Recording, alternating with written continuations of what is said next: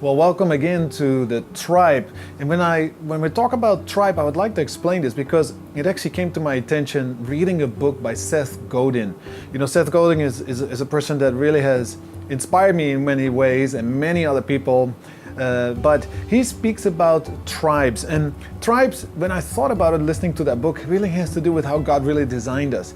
And tribes is not so much, the fact that what we think politics can do, what companies can do, what a group of people can do that are in certain types of leadership. It really is about a group of people that come together around the same ideas, that come together about a thing they want to see change, and it's the things that they feel. And you have all kinds of tribes. You have people that love to be pirates. They like to play like pirates. It's easy to recognize them. They have this flag and they have this patch on their eye. It's very specific when you talk about tribes. Now, why did we put this in the university? Because I remember when the Lord showed me the vision for the University for Societal Architecture and the 7 spheres that God really wants to influence, that He wants His kingdom to be established in. I thought, God, that is so much. I don't know about all these spheres. I don't really, I don't know how this would be done if I would be the leader of all of this. And God told me clearly, He says, you don't have to.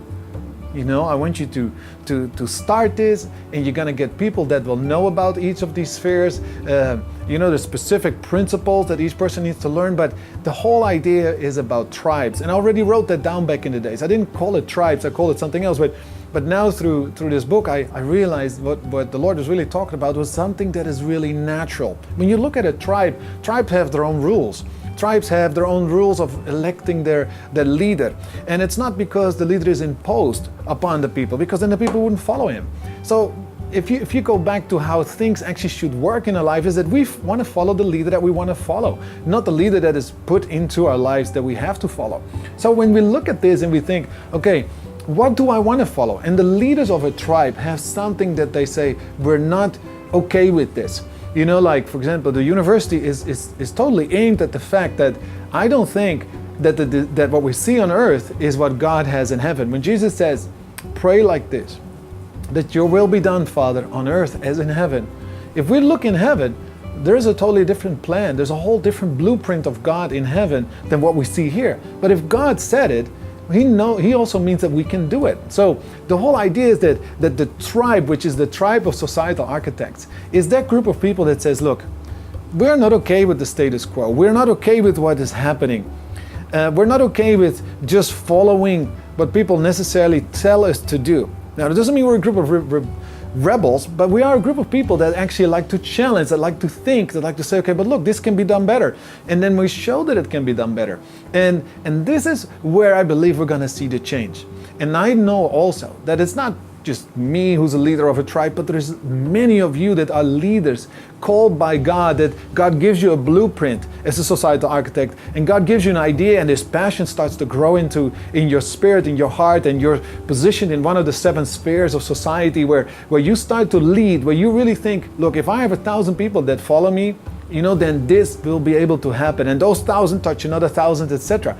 The idea is this, that you really stand up as the leader of a tribe. And the university, this is what we're trying to do. We're trying to train each societal architect, but also that out of these architects, as you are listening to this, there will rise up people that are really tribe leaders. And this is what we want. This is what I like. We don't need to be the leaders of all. Of course, we have a same common vision, but I'm looking for those people that say, look, I have this vision. I want to be part of this overall vision that God gave for the University for Societal Architecture. I want to be a part and lead a tribe, maybe in this mountain, that mountain, that mountain. And that's what this is about. So when we talk about the tribe, when we talk about us being a part of a tribe, the tribe of the University for Societal Architecture, the tribe of the societal architects, is that tribe that will see and desires and will see it happen, that God's kingdom will be established not only in our personal life, but way beyond our personal life, in every sphere of society.